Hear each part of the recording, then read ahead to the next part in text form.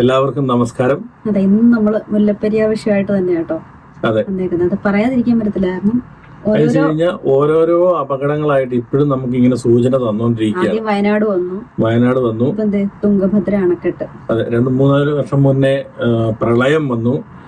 ഇപ്പം ഇത് ലാസ്റ്റ് തുംഗഭദ്ര അണക്കെട്ട്, അതിന്റെ 19ാമത്തെ ഷട്ടർ ഇതേപോലെ പൊട്ടിയിട്ട് ബാക്കി എല്ലാ ഷട്ടറുകളും ഓപ്പൺ ആക്കി. അവർക്ക് അവിടെ അത്രയും സ്പേസും കാര്യങ്ങളും ഉണ്ട്. അവര് ഡാം പൊട്ടാതിരിക്കാൻ വേണ്ടിയിട്ടാണ് അത്രയും ഷട്ടറുകൾ തുറന്നത്. നമുക്ക് ഇവിടെ എന്ന് പറഞ്ഞു കഴിഞ്ഞാല് ഇത് പൊട്ടിക്കഴിഞ്ഞിട്ടും ഒരു തീരുമാനം ഉണ്ടാവും എന്നുള്ള കാര്യത്തിൽ എനിക്ക് സംശയമാണ്. അല്ലെ, ചർച്ചകളാ ഇന്ന് ചർച്ച ചെയ്യും, നാളെ ചർച്ച ചെയ്യും പറഞ്ഞ് ചർച്ചകൾ നടക്കുന്നുണ്ട്. പക്ഷെ തീരുമാനങ്ങളൊന്നും ഇതുവരെ ഇപ്പോഴും വേണം നിങ്ങൾക്ക് രക്ഷപ്പെടാന്നുള്ള രീതിയിൽ ഓരോ സ്ഥലത്ത് ഓരോ അപകടങ്ങളായിട്ട് നമുക്കിങ്ങനെ സൂചനകൾ തന്നുകൊണ്ടിരിക്കുക. ഈ മുല്ലപ്പെരിയാർ ഉണ്ടാക്കിയേക്കുന്ന അതേ മിശ്രിതം കൊണ്ട് തന്നെയാണ് ഈ തുംഗഭദ്ര ഉണ്ടാക്കിയിരുന്നത്. അതിന്റെ ഈ മുല്ലപ്പെരിയാറിനെ കഴിഞ്ഞും പുതിയ ഡാം കൂടെയാണ്, അല്ലെ? എന്നിട്ട് അതിന്റെ ഒരു ഷട്ടർ പൊട്ടിപ്പോയി. ഇനി അതിന്റെ ആ വെള്ളമൊക്കെ ഇങ്ങനെ പോയി കഴിഞ്ഞാൽ അറിയാം എന്തോരം അപകടങ്ങൾ അവിടെ ഉണ്ടായിട്ടുണ്ടെന്നുള്ളത്. അതാണ് ഒന്നും ഇപ്പൊ റിപ്പോർട്ട് ആയിട്ടില്ല, ഒന്നും പറയുന്നൊന്നുമില്ല. അവിടുന്നുള്ള അവര് റിപ്പോർട്ട് പുറത്തു വിടാത്തതായിരിക്കും. ഇവിടെ അതുപോലെ തന്നെ സംഭവിക്കുള്ളത് എനിക്ക് തോന്നുന്നത്. അതായത് മുല്ലപ്പെരിയാർ പൊട്ടി ആൾക്കാരൊക്കെ മരിച്ചു കഴിഞ്ഞാലും ഇത്ര പേരാണെന്ന് എങ്ങനെയാണെന്ന് ഒരു റിപ്പോർട്ട്. ഇപ്പൊ അവിടെ എന്താണ് നടക്കണമെന്നുള്ളത് നമുക്ക് വല്ലതും അറിയത്തില്ല. അവിടെ അടച്ചു വെച്ചേക്കുള്ളൂ, ആർക്കും അറിയില്ല. അതിന്റെ താഴെയൊക്കെ താമസിക്കുന്ന ഓരോരുത്തർ ചിലര് കയറി കണ്ടിട്ടുണ്ടെന്ന് പറയുന്നു. ഓരോരുത്തർ പറയുന്നത് ഇവിടുന്ന് 2014 നമുക്ക് വേണ്ടി സംസാരിക്കാൻ വേണ്ടി കേന്ദ്രത്തിലേക്ക് പോയ ആൾ അവിടെ പേശാമയിരുന്നെന്നാ പറയുന്നത്. പിന്നെ നമുക്ക് എങ്ങനെ അനുകൂലമായിട്ടുള്ള ഒരു വിധി വരും? അവരവരുടെ കാര്യം കൃത്യമായിട്ട് നടത്തുന്നുണ്ട്. തമിഴ്നാട്ടുകാര് അവർക്ക് ജലം വേണം, അവർക്ക് വെള്ളം വേണം. അതിന് മുല്ലപ്പെരിയാർ പൊളിച്ചു കഴിഞ്ഞാൽ അവർക്ക് വെള്ളം കിട്ടത്തില്ലെന്നുള്ള ഒരു മിഥ്യാധാരണയാണ് അവർക്ക് നിലവിലുള്ളത്. അതിനാണ് അവരിത് ഡീകമ്മീഷൻ ചെയ്യാതിരിക്കാൻ വേണ്ടിയാണ് മുല്ലപ്പെരിയാർ സുരക്ഷിതമാണ്. ഈ ഡീകമ്മീഷൻ എന്ന് പറയുന്നത് എന്താണെന്ന് പോലും അവർക്ക് മനസ്സിലായിട്ടുണ്ടോ എന്ന് തന്നെ എനിക്ക് സംശയം. അവരുടെ വിചാരം എന്ന് വെച്ച് കഴിഞ്ഞാൽ ഇത് മുഴുവൻ ഇതങ്ങ് പൊളിച്ച് വേറെ ഡാം പണിയുന്നു, ഡാം പണിതേച്ച് പിന്നെ അവർക്ക് പിന്നെ വെള്ളം കൊടുക്കുക. നമ്മുടെ സർക്കാർ ഇന്ന് വരെ അങ്ങനെ അവരോട് പറഞ്ഞിട്ടില്ല. ഏതാ നിങ്ങൾക്ക് വെള്ളം ഒരിക്കലും തരത്തില്ല. പുതിയ ഡാം ഒരുപക്ഷെങ്കിൽ പുതിയ ഡാം പണിത് കഴിയുമ്പോൾ പുതിയ കരാർ ഉണ്ടാകുമായിരിക്കും. പഴയ കരാർ എന്തായാലും നിലനിൽക്കില്ല. അപ്പൊ അങ്ങനെ വന്നു കഴിയുമ്പോൾ അവർക്ക് അതൊരു ബുദ്ധിമുട്ടായിട്ട് മാറും എന്നുള്ള കാര്യം അവരിപ്പോഴേ പഠിച്ച് മനസ്സിലാക്കിയിട്ടാണ് അവർ ഇതിനനുകൂലമായിട്ട് ഒരു കാര്യം ചെയ്തത്. അവർക്ക് അവരനുകൂലമായിട്ടുള്ള പല കാര്യങ്ങളും അവരിപ്പോഴും ചെയ്യുന്നുണ്ട്. ഇപ്പോഴേ കുമളി അവിടെ ബോർഡറിലുള്ള ലോവർ ക്യാമ്പില് അവർ ഇതിനെതിരെയുള്ള പ്രക്ഷോഭ പരിപാടികൾ എല്ലാം ആസൂത്രണം ചെയ്തുകൊണ്ടിരിക്കുകയാണെന്നുള്ളതാണ് നമുക്ക് അറിയാൻ കഴിയും. ഇത് അല്ലെങ്കിൽ തന്നെ എന്തൊരു അവസ്ഥയെന്ന് നോക്ക്. 999 വർഷത്തേനൊക്കെ ഒരു കരാറ് വെക്കുകയെന്ന് വെച്ച് കഴിഞ്ഞാൽ ഏതൊരു മന്ത്രി ഏത് പാർട്ടി ആര് ഭരിച്ചുകൊണ്ടിരിക്കുന്ന കാലം ആയിക്കോട്ടെ, ഒരു പാർട്ടിയുടെ കാലാവധി 5 വർഷമല്ലേ? ഒരാൾക്ക് ഭരിക്കാൻ നമ്മുടെ കേരള ഭരണം ഇതില് അങ്ങനെ കൊടുക്കുന്നത് 5 വർഷമാണ്. ആ 5 വർഷത്തിൽ ഇരുന്ന് ഒരാള് വേറെ ആൾക്ക് തീരെഴുതി കൊടുത്തേക്കോ 999 വർഷത്തേക്ക്. അതിൽ തന്നെ നമ്മൾ എന്ത് പറയാതെ ഇനി അതോ 9 വർഷം എഴുതിയിട്ട് അവര് ബാക്കി 99 അപ്പറയോ ഓരോ 9 ഇട്ട് ചേർത്ത് നമ്മളെ പറ്റിച്ചതാണെന്ന് അറിയത്തില്ല. ഇപ്പോഴും അവര് നമ്മളെ പറ്റിച്ചോണ്ടിരിക്കുക.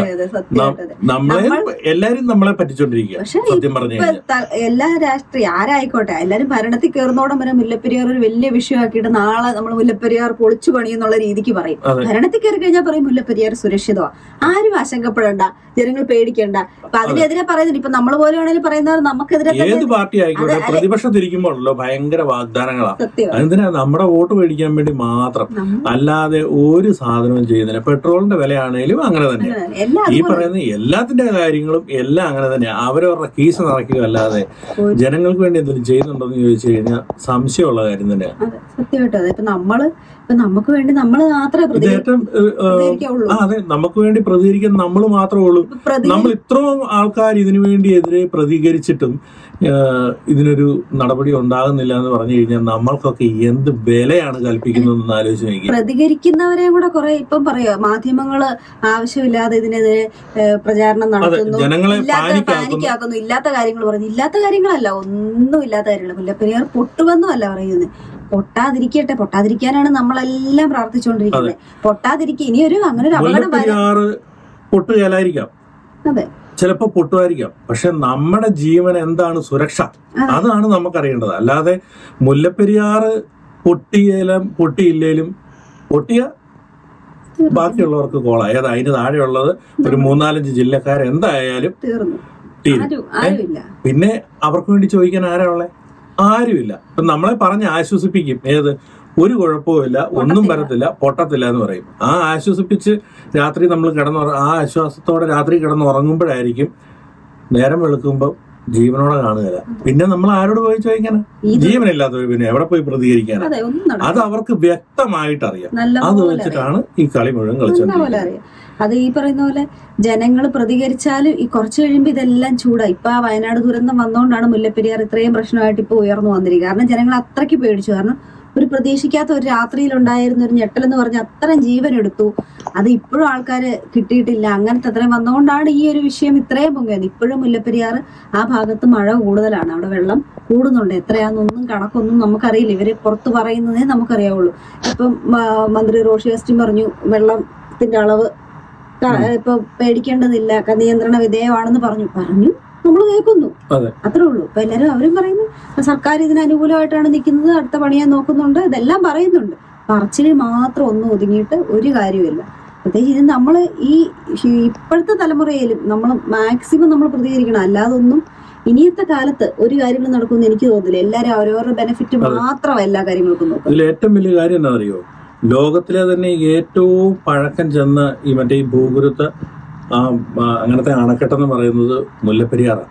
ഏറ്റവും ഉയരം കൂടിയതും മുല്ലപ്പെരിയാറാണ്. അത് തന്നെ ഇവിടെ എല്ലാവർക്കും അറിയാവുന്ന കാര്യമാണ്. ഇത് എത്ര നാൾ ഇനി നിൽക്കും എന്നുള്ള കാര്യമാണ് ആർക്കും അറിയത്തില്ലാത്തത്. എന്തായാലും എല്ലാരും ഇതിനെതിരെ പ്രതികരിക്കുക. ഇപ്പൊ ഞാൻ പറഞ്ഞ ഒരു ഗവൺമെന്റിന് നമ്മൾ തമിഴ്നാടാണേലും കേരളത്തിന്റെ ആണേലും ആരും ഇപ്പൊ രാഷ്ട്രീയമല്ലെന്നേ വേണ്ടത്. ജനങ്ങളുടെ ജീവനും ജീവിതമാണ് ഇപ്പൊ കണക്കാക്കുന്നത്. അത് നമ്മൾ എപ്പോഴും പറയുന്ന കാര്യമാണ്. അതിലിപ്പോ ഒരാളെ നമ്മൾ അനുകൂലിക്കുന്നുമില്ല, പ്രതികൂലിക്കുന്നുമില്ല. ഇപ്പൊ എല്ലാരും മാറി മാറി ഭരണത്തിരുന്ന ഈ മുല്ലപ്പെരിയാർ 60 വർഷമായപ്പോ അതിന്റെ കാലാവധി കഴിഞ്ഞാന്ന് പറയുന്നു. അത് കഴിഞ്ഞ് എത്ര ആൾക്കാർ മാറി വന്നു. ഇതിനൊരു പരിഹാരം ഉണ്ടാക്കാൻ പറ്റിയിട്ടില്ല ആർക്കും. എത്ര പേര് വന്നു. ഇപ്പൊ ഒരാളെ ഇപ്പൊ ഇരിക്കുന്നവർ നമ്മൾ പറയുന്നു, ഇതിന് മുമ്പ് ഇരിക്കുന്നവർ പറഞ്ഞില്ല, എല്ലാരും മാറി മാറി വരുന്നുണ്ട്. സമയത്ത് അതിന്റെ സംഭരണശേഷി 143 അടിയാക്കി, പിന്നെ അത് 153 അടിയാക്കി. അതിന് മേളിലും മുല്ലപ്പെരിയാർ വെള്ളം കൊണ്ടുവന്ന് മുല്ലപ്പെരിയാറ്റി വെള്ളം തമിഴ്നാട് സംഭരിച്ച സമയമുണ്ട്. നമ്മുടെ ഒരു ആൾക്കാർക്കും അങ്ങോട്ട് പ്രവേശനം പോലും ശരിക്കും അവരുടെ കയ്യിലല്ലേ ഇത്? അവരുടെ കയ്യില. അതിന്റെ അതോറിറ്റി എന്ന് പറയുന്നത് അവരുടെ കയ്യില. എഗ്രിമെന്റ് അങ്ങനല്ലേ?